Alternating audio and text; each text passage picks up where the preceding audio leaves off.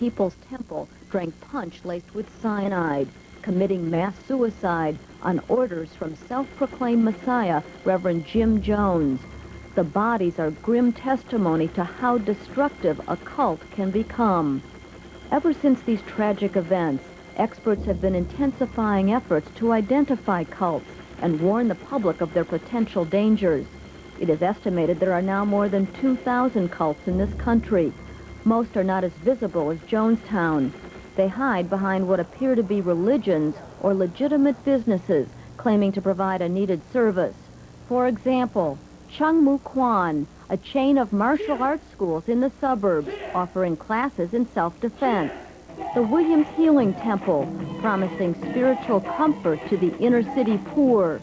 The Church of Scientology, attracting members through business management courses that promise increased profits for medical professionals. In this program, you'll hear from victims of these cults, not just impressionable adolescents, but well-educated professionals lured into groups that took their money and manipulated their minds. Some will talk of fear and fraud and threats of violence. Others will talk of blackmail and brainwashing. In one cult, people have died following the advice of their leader. Many of those who talked with us asked for anonymity because they're afraid. They're speaking out so others don't fall into the same trap. They say that behind all the mystical symbols and philosophy, the pseudoscience and psychology, the religion and the rhetoric, lie dangerous organizations that are cults and cons.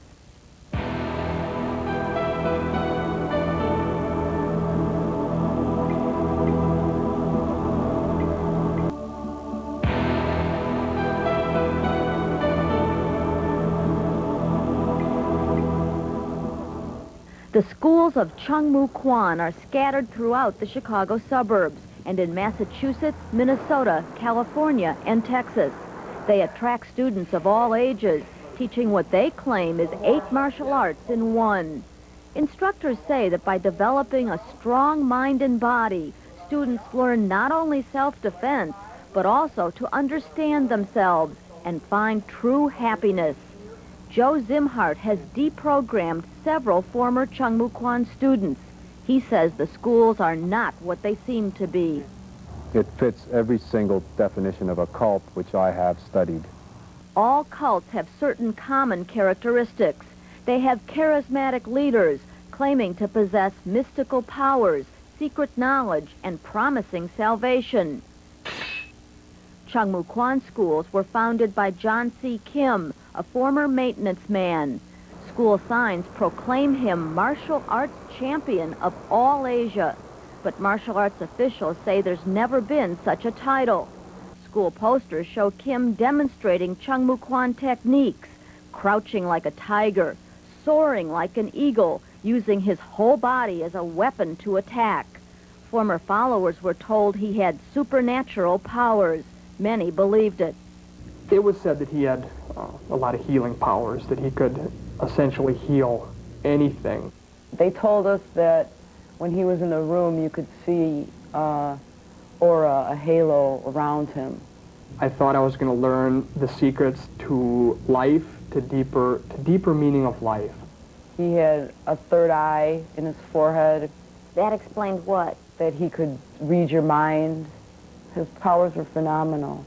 They made him seem like a god to us. Cults recruit followers by targeting vulnerable people, those who are lonely, lack direction, or self-esteem. Former instructors say Chung Mu Kwan schools kept dossiers on students, which detailed just that kind of personal information. We looked for people's weaknesses. We would spend time in groups going over each individual student and determining how to best hit their mind, as it was put. You can convince them, hey, your life is terrible. Look at your job. Look at how people treat you. Look at how your wife and family are. You need to improve all of that, and I'm going to show you how to do it. Then that's when they're going to hire courses and you become a better instructor. Cults also manipulate their followers by using mind control techniques. In Chung Mu Kwan, experts say the mind control begins with the martial arts training. physically wearing down students by ordering them to constantly repeat movements or hold poses for long periods of time. What happens is that they go into an altered state of consciousness. In that type of altered state, they're very susceptible to suggestions. It's the same kind of thing that takes place in a hypnotic trance. Students say they were worked to the point of exhaustion. They would control how much you would sleep even and keep you there late at night practicing so you'd be more tired and more vulnerable. One woman says her son became obsessed. It was like a brainwashing. His whole life was waiting for someone else to dictate to him what to do, when to eat, when to move, when to breathe. They slowly brainwash you to the point you believe anything they tell you. And when students say they felt like they were brainwashed? There is, quote, brainwashing going on in this organization. Mind control? Definitely mind control. Cults alienate their members from families and friends who might question their conduct. Chung Mu Kwan instructors have urged students to abandon their future plans, saying lessons were a better education than college and that marriage would get in the way of training. Instead, students were pressured to move in with other believers. Why was that done? They have more control over you, so you had no other outside influence other than through Chung Mu Kwan. This woman's son was living with Chung Mu Kwan students when he was seriously injured on the job and couldn't walk. Doctors released him to his mother's care, but after he talked to his Chung Mu Kwan instructor, other students came to her house and took her son away. And my son said, I made a mistake. I should not have returned to the home of my parents.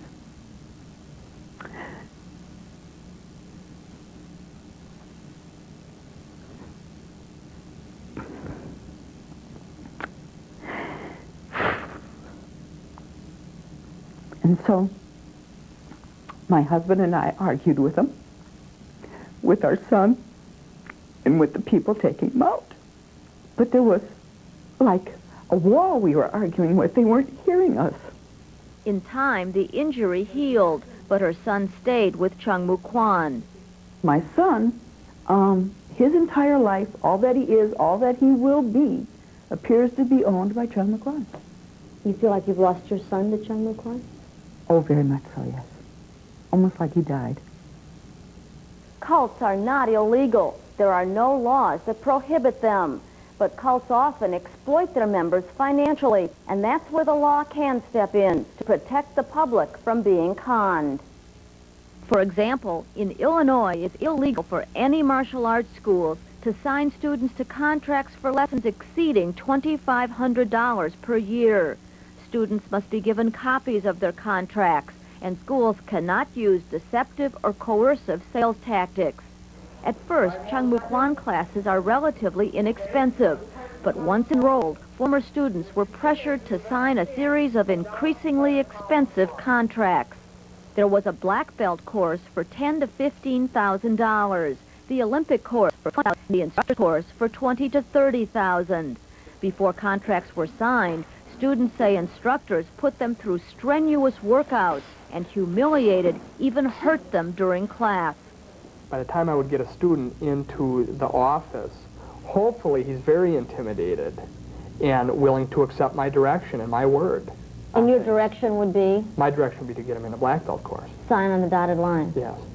Chung Mu Kwan students say they did not get copies of their contracts and were told it's disrespectful to ask for them. I said, may I please have a copy of that? Well, what's the matter? Don't you trust us? And far be it for me to tell somebody who can terminate my life in 2 seconds, you know I don't trust you. Students were told that to show their respect, they must pay for their lessons in cash. Some former students speculate there might be another reason. Well, I'm no dummy. I know why they wanted cash. Why? So I don't have to report it. It goes right into your pocket, for Christ's sake. To get cash, students were urged to sell their cars and use up their savings. Students with few possessions were badgered with questions. Did you have any stocks or bonds that you could sell? Do you have a grandparent or a relative with money that would be willing to finance your black belt program? They wanted your money. That's all they wanted, was your money. Some students were so intimidated, they even turned their paychecks over to the school and got an allowance from instructors for living expenses. But sometimes it just wasn't enough to live on. One woman caught her son going through her jewelry box and even stealing food. And I said, if you're that hungry, I'll feed you, but I really don't want you stealing from me. Former instructors say they were exploited as much as the students, paying for their own lessons while working for little or no salary and only promises of financial security. In just 2 years, Jeff Austin signed 3 contracts for lessons, the largest for $36,000. At one point, school officials almost convinced him to sell his real estate business and sign a 4th contract, a certificate course that cost as much as $100,000. $100,000 to get what? I'm not sure. At that point, who cared? He can laugh now because he's had extensive counseling from Joe Zimhart. The mind control in this organization has them believing that the quicker they pay it off, the more righteous or more direction they have within the organization, the more loyalty they have to Chung Mu Kwan ideas. And so it behooves them to pay it off quickly, and therefore they generally drain their bank accounts quite rapidly. Jeff Austin says by the time he finally quit Chung Mu Kwan, John C. Kim personally awarded him a black belt, even though Austin had not taken the test for it. It was one of the many events that finally made him realize students were being conned into believing the schools were legitimate. But the things they're doing are completely contradictory to that. What are they doing? They're conning people. The final con, this card given to students showing their rank was registered with the Chung Mu Kwan organization, Asian headquarters. John C. Kim's own lawyer admitted to me that there's no such organization. It doesn't exist. Not that I'm aware of. Gallo insists the schools are beneficial to an individual's health and well-being. Is it a cult? No. Are students being conned in these contracts? I am unaware of any con in these contracts at this time. One of the more frightening characteristics of a cult is the physical intimidation used to command loyalty and obedience from members. In Chung Mu Kwan, threats of violence sometimes seem to come straight out of a Bruce Lee movie.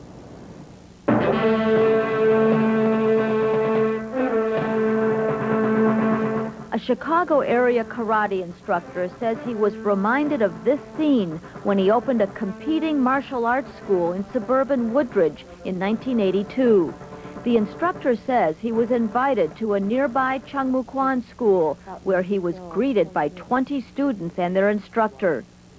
This person had such power over these people that these people were like robots. They were whatever this man said they would do. Just as it happened in the Bruce Lee movie, Cochran and a friend were surrounded by the students. He says the instructor ordered them to attack. Quick, go destroy them! Kill! In the movie, Bruce Lee wins after fending off dozens of attackers. In real life, the 20-to-1 odds were too much for Cochran. He was beaten by the Chung Mu Kwan students, then threatened by the instructor. And he said, in front of all these people, I promise you that if you open up your school, we will kill you. He threatened to kill you? Yes, he did. Were you scared? Yeah, I was terrified. Cochran was not alone. Police in several suburbs received reports that Chung Mu Kwan followers were harassing and beating up owners of other schools. This former Chung Mu Kwan instructor told us they were trying to put their competitors out of business. We're told to hurt them, and we beat them up. Put them on the street, put them in the hospital a couple different times. Why? Because Chung Mu Kwan is a superior art, and they were garbage because they knew another style of martial art. Former students and instructors say violence was used to keep them in line as well. They would beat you up physically, you know, if you didn't do whatever they wanted you to do, whether it's sign a contract or open a door or hand things with 2 hands or forget to bow, they would physically hurt you. This student was so frightened of his instructor, he was afraid to quit in person. I mean, let's not kid ourselves. They had swords and knives and spears, and all of those things are very intimidating. This instructor says that when he quit, a supervisor threatened to have him killed. To this day, you're still scared of them. Yes, Why? I don't want to be killed. There's a lot of people listening to every word that the higher belts say, and they'd do anything, even kill somebody, if they were told to kill somebody. Do you really think that? Sure. You're not exaggerating. No. You think that if they were ordered to kill, they would kill? Sure. No, it doesn't surprise me that people would act out every single command that the management in Chungmu Kwan hands out, especially to the instructors, because that is how they're conditioned. They're conditioned to behave on command. Several students say they were told Chungmu Kwan was responsible for the death of Bruce Lee. Lee actually died in 1973 of excess fluid on the brain that may have been caused by drugs. The Chungmu Kwan version is that Lee was a follower who divulged secrets. This former instructor says he heard what happened to Lee from John C. Kim, the founder of the Chungmu Kwan schools. And the way that it was said that he was dealt with is that a higher belt from Asia came over, was a 7th degree, came over and injured without touch, and that he died later from that. He does not believe the story. But what it does tell me is some very scary things about their thoughts concerning people that are what they consider against the organization and how they would deal with that. Greg decided to get out after a Chungmu Kwan official asked him a frightening question. You willing to give up your life or to risk your life for the knowledge that you can learn? You know, and I was like, whoa, that's weird. He says Chungmu Kwan has an ominous term for those who quit. And that's what they said to me when I left, is you are walking dead. Chungmu Kwan officials deny using intimidation, but then they threatened me, saying an accident would happen if I reported this story. As a result of our investigation, the Illinois Attorney General's office charged the schools with violating consumer fraud laws, and the Internal Revenue Service is investigating whether all those cash payments were ever reported to the government. Next, death at a religious cult that some call the Killing Temple. We got another Jim Jones. Only it's not Jim Jones, it's Hazel Williams.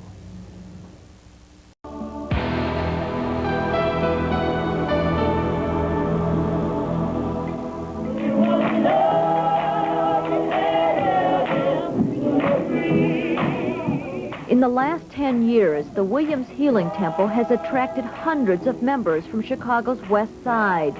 Many of them are poor and sick, finding hope in a church that promises financial blessings and medical miracles.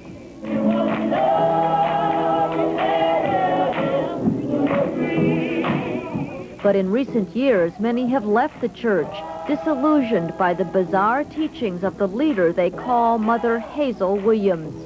Thank you! Thank you! Thank you, Jesus! Thank you, Jesus! They say Hazel Williams is charismatic and intimidating, able to brainwash believers into following her every command. We found she mixes cult techniques with her own brand of religion to manipulate people into doing things others would find bizarre. Williams has convinced members they don't need doctors or medicine. She's convinced them to go on deadly fasts and to undergo fatal baptisms. And Williams has gone to extraordinary lengths to preserve the image of her church as a healing temple.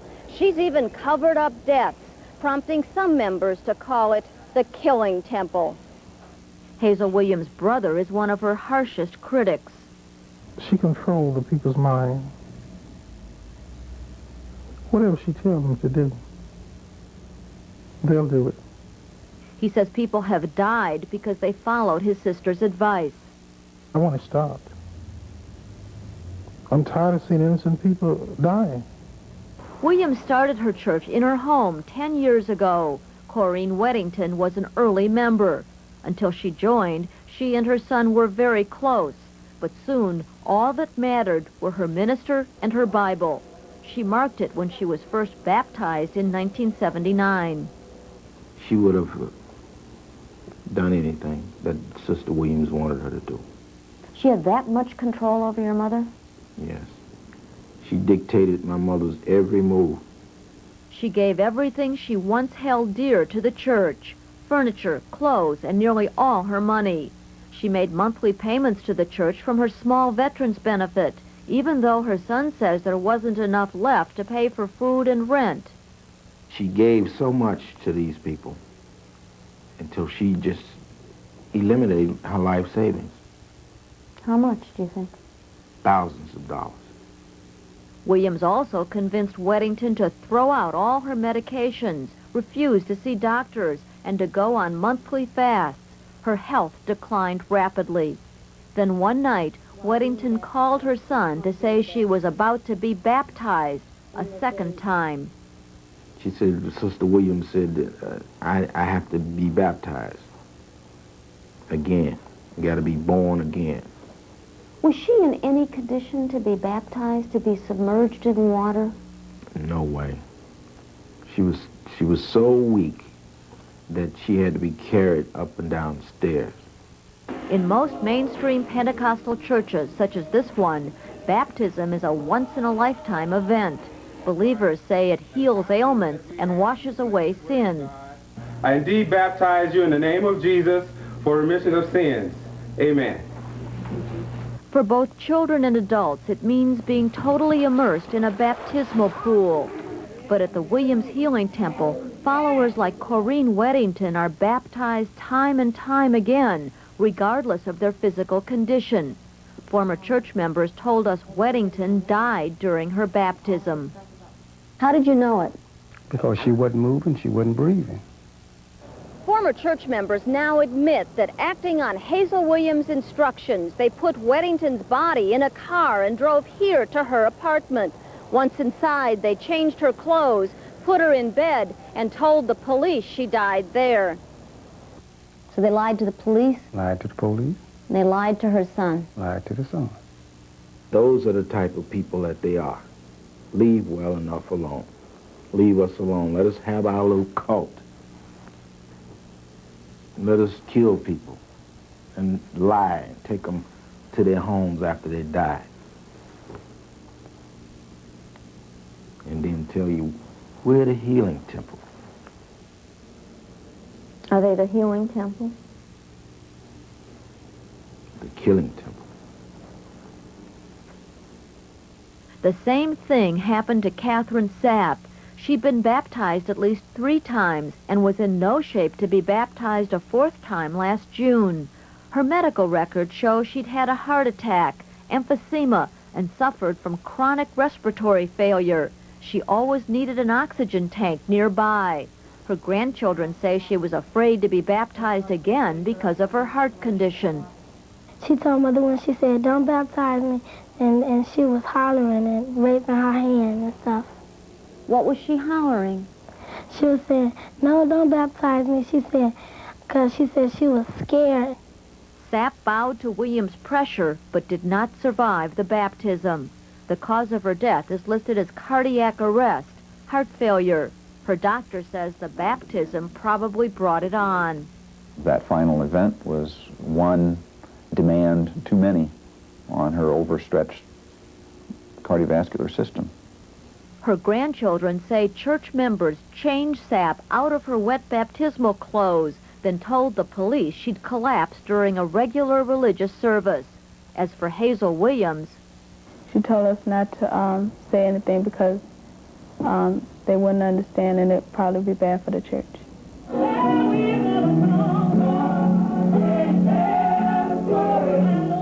Hazel Williams isolates her followers from outside influences.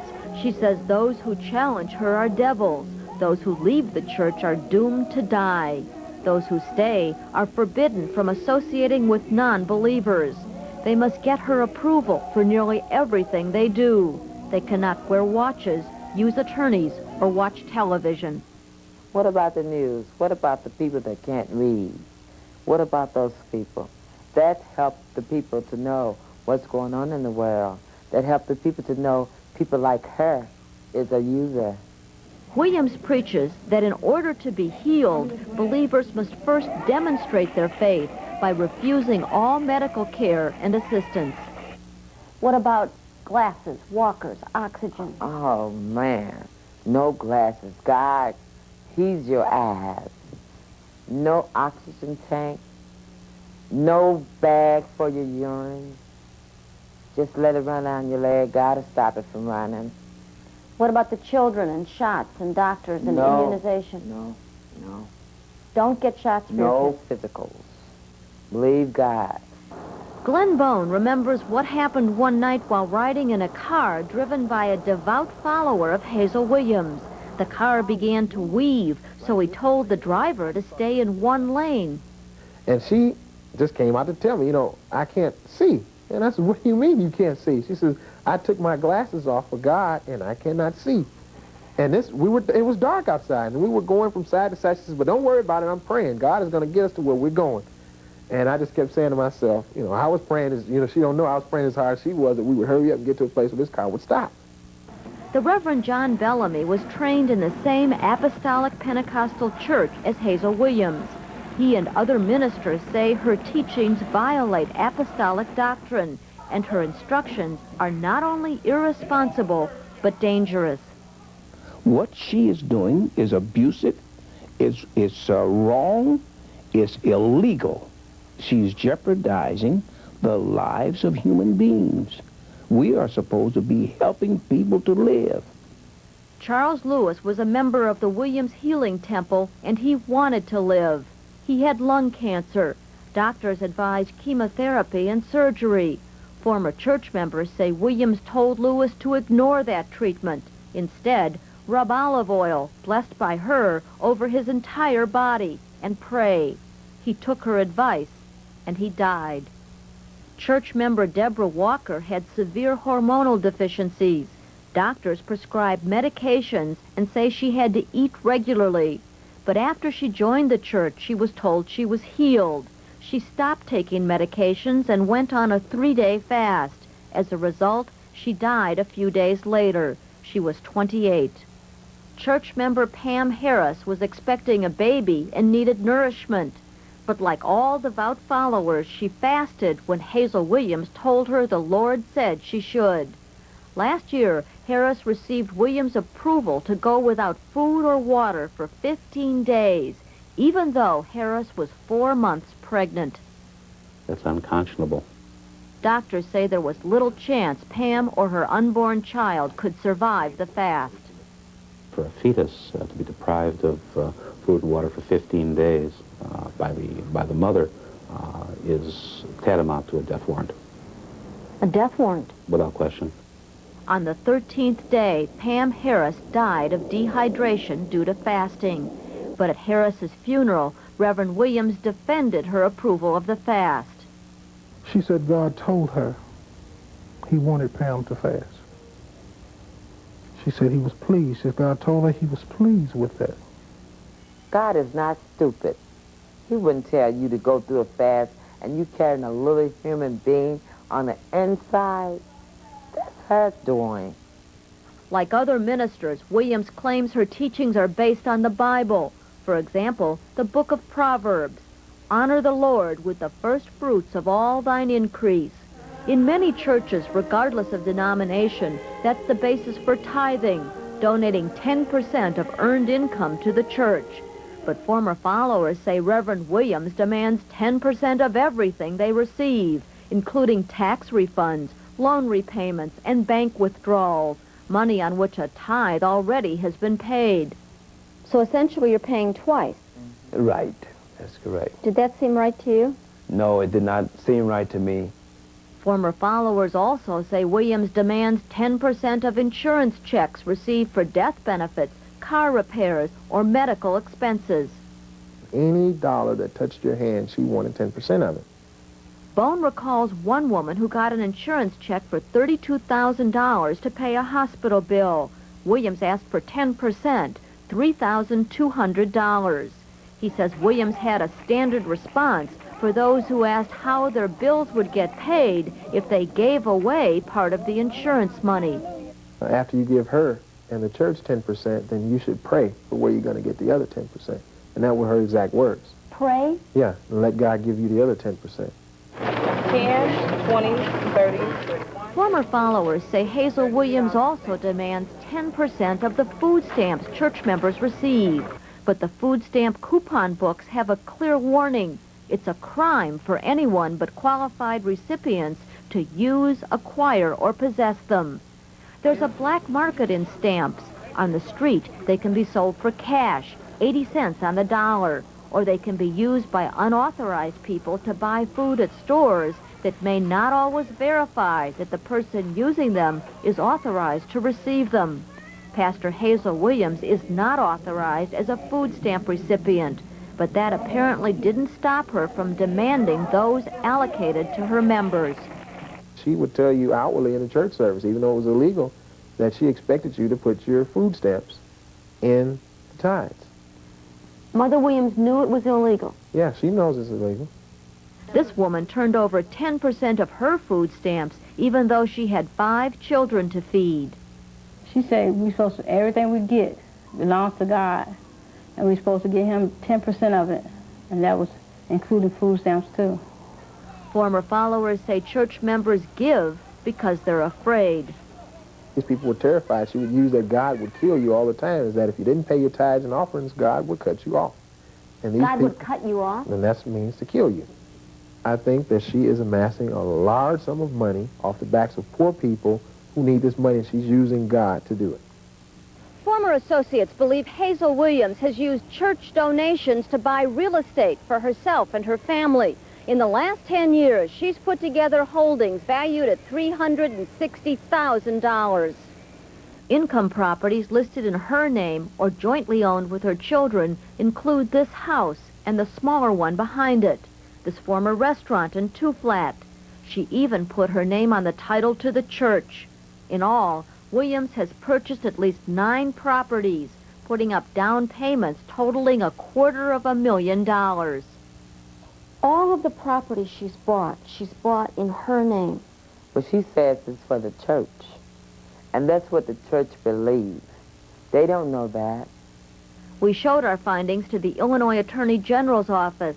A spokesman said it's illegal for a minister to use church donations for private gain. Our laws require that someone not mix the charity's assets with their own, and they should not put their name on those assets. Former church members say Hazel Williams refused to tell them how church money was being spent.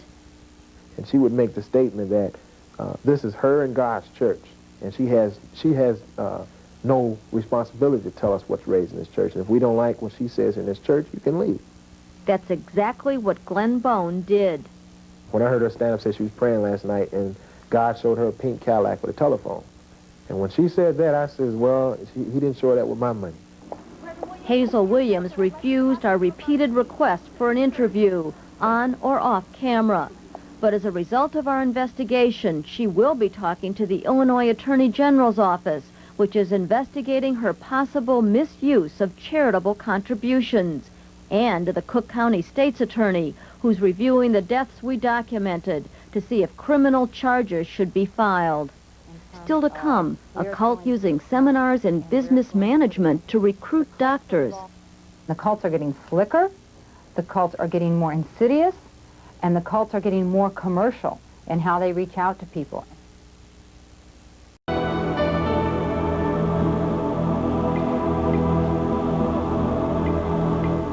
Hey, honey. How you feeling? It takes years of work and study to become a medical professional. Doctors, dentists, and veterinarians must learn anatomy, physiology, biology.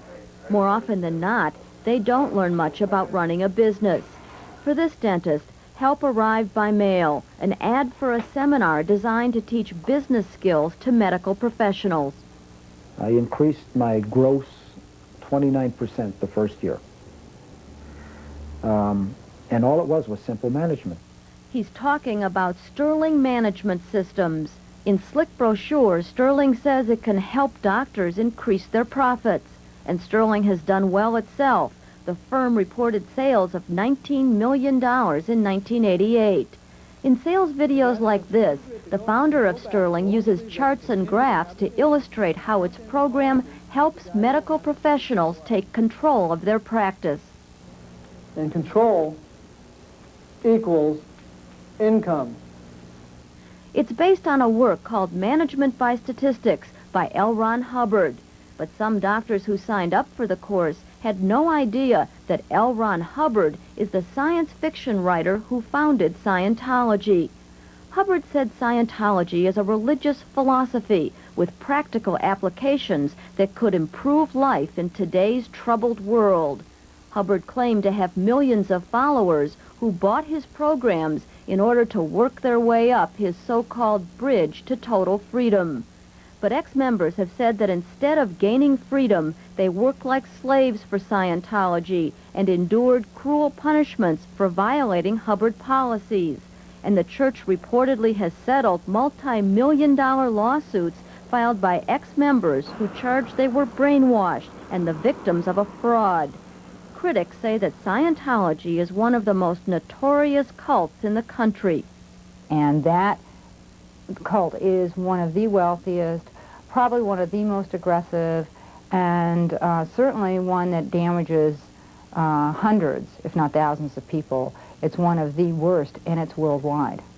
Hubbard died in 1986, but Scientologists continue to implement his programs laid out in countless books and writings. And Scientology continues to flourish, using front organizations to recruit unsuspecting members. Sterling Management is one of the most successful. Medical professionals tell us that while Sterling helped them take control of their practices, Scientology tried to take control of their lives. They will manage your practice and they will guide you right into the arms of Scientology. There are many links between Sterling and Scientology. Sterling is licensed by the World Institute for Scientology Enterprises. Sterling is staffed by Scientologists and gets a commission for referring Sterling clients for Scientology services. And Scientology services can add up to hundreds of thousands of dollars. I'm sure that when they saw my partner and I walk through the door with 18 staff members, their eyes were lighting up and they heard the cash registers ring. The owners of this animal hospital were introduced to Sterling at a seminar like this one held in Chicago last month. Impressed, they flew to Sterling's headquarters in Glendale, California for a 10-day course that cost $13,000. There were classes in Hubbard's management methods and practices and a detailed personality test with 200 questions such as, what are your hates and fears? Are you often frustrated or depressed? Is life worthwhile? The doctors were told the test would be analyzed by a specialist who turned out to be a Scientologist with offices at Sterling. What he is in reality is a Scientology recruiter, because the purpose is to show you how bad your life is, how Scientology can solve the problems, and sign you up right then and there. The analyst told both doctors that they'd never solve their business problems until they solved their personal problems. Now that you have this problem, you're obviously looking for a solution. You're in the house of solutions. They have it all. You're looking for the solution, and it is provided quickly. And there's only one solution. It is Scientology. Scientology is based on the theories in Hubbard's best-selling book, Dianetics, The Modern Science of Mental Health. Hubbard said it was fact. Critics said the former science fiction writer had created a fictional science. Hubbard claimed that physical and mental problems could be solved through a process he called auditing. The objective, getting rid of your engrams. Hubbard's word for what most people might call painful memories of unpleasant events. Experts say auditing combines elements of psychoanalysis, confession, and hypnosis. During his 10 years in Scientology, Jerry Whitfield was both audited and an auditor. I think it's sort of like becoming intoxicated. And one of the first things that happens to a person when they become intoxicated is they lose their judgment. The person is a lot more easily manipulated. A heightened state of suggestibility occurs. Hannah Whitfield, who was also an auditor, says people are urged to talk about their shortcomings and misdeeds. The more one divulges them, and the more completely one divulges them, the faster one's spiritual progress will be. The tactic worked on the veterinarians when they signed up for a $2,500 introduction to auditing. They all but praise you for saying something bad. What do they say? Thank you for sharing that with me. That must have been hard. You're doing well. That's not nearly as bad as you made it out to be. While in auditing, this veterinarian believes he was the victim of hypnotic suggestion and imagined that he had been a soldier in a previous life who had attacked a group of peasants. And I remember crashing my hand down, slicing through this guy's neck and feeling my blade lodge in his spinal cord. I saw this event as something that I actually did. In other words, it was a former life. That experience was living on inside of me, and it was affecting me even now, in my current life. The next step for the veterinarians, a high-pressure sales pitch to sign up for another round of auditing that would erase the effects of such misdeeds. The cost, $34,000. The pitch did not always work. When I refuse, there is always Plan B, life repair. That's only $3,500 for us more budget-minded shoppers. And I signed up for life repair for $3,500. But at 2 in the morning, the pitch did work on his partner when the Scientology recruiter grabbed a tape cassette on the table. He started banging it on the tabletop. And I was already very upset. And it was late at night. And he started banging this in a rapid-fire manner. And it was like, whoa! I asked him, please, stop. Please, you don't realize what that's doing to me. What was the effect of that supposed to be? He said he was doing it to show me how little ability to confront I had, how little ability to stand up and fight for myself that I had. And what it made me feel like is, I'm just a bowl full of jelly. I believed, based on my experience in the auditing sessions, that I needed to be in control of my life. And that meant spending $34,000. At that moment, it meant spending $34,000. That's incredible. Looking back on it, what it shows me is how controlled I really was by them. I was not thinking with my own mind. And what did they want you to do? Did they want you to sign that night? Absolutely. To pay for this, I signed over my checking account, I signed over my savings account, I gave them permission and I signed over permission to get into my kids' college fund, and I maxed out my credit cards. His business partner was shocked at what had happened to his partner in just a few days. He could not make a rational decision. He could not. He did not have that ability. Former Scientologists say there's another danger, that information given during supposedly confidential auditing sessions may not be kept confidential. Hannah Whitfield told us one way that secrets have been misused. To blackmail dissident Scientologists, to bring them back into line, to try to coerce them from not speaking out negatively against Scientology. And when she worked as a consultant for Sterling, she says she learned the same tactics were used on some Sterling clients. One of them stated that he was blackmailed by the Scientologist. The incident happened when a dentist put a stop payment on a $36,000 check for more auditing. And what was the dentist's reaction? He was shocked. He was immediately and specifically shocked because he thought he had given that information in confidence. Another example, this letter sent by Sterling to a doctor who was demanding a refund.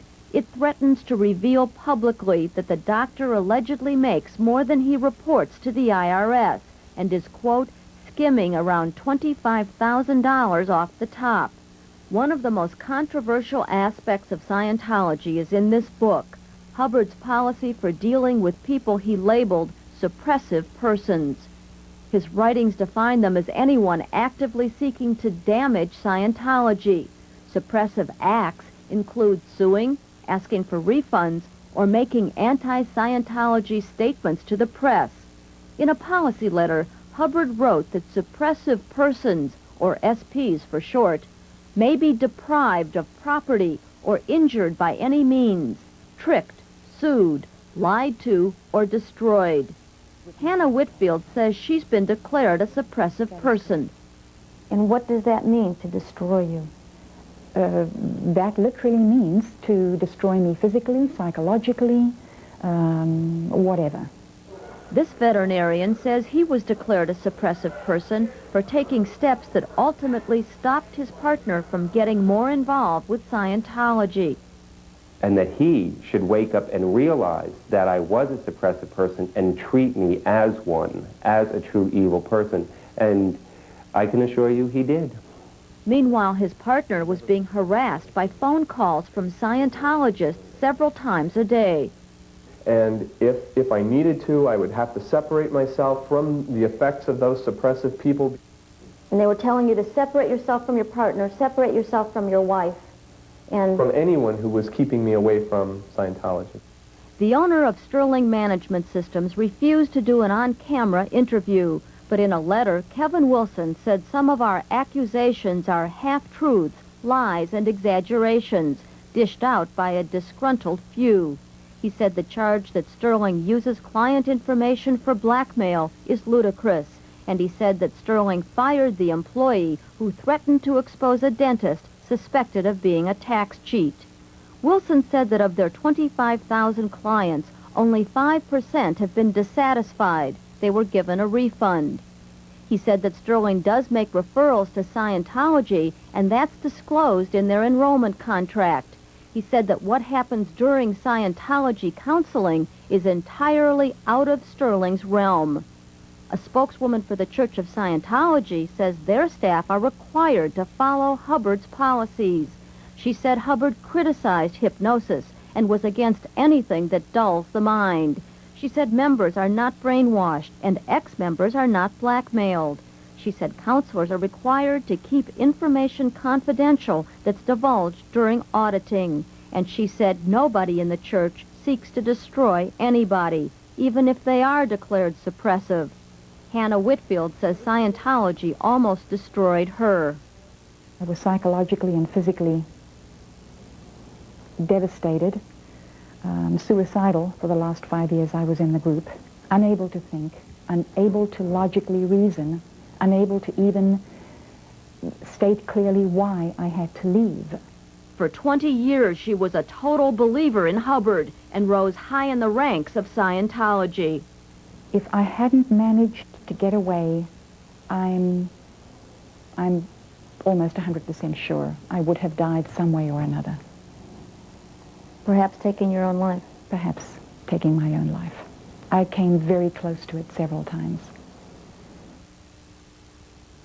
Millions of people have been affected by cults, and experts say all of us are vulnerable at some point in our lives. They say there's a cult designed to appeal to just about everyone. So what can you do if someone you know is victimized by a cult? Research the cult so you know what you're dealing with. Arrange deprogramming carefully with counselors experienced in mind control techniques. And remember, forced deprogramming is illegal. Finally, almost all cult victims need some form of long-term counseling to help them readjust.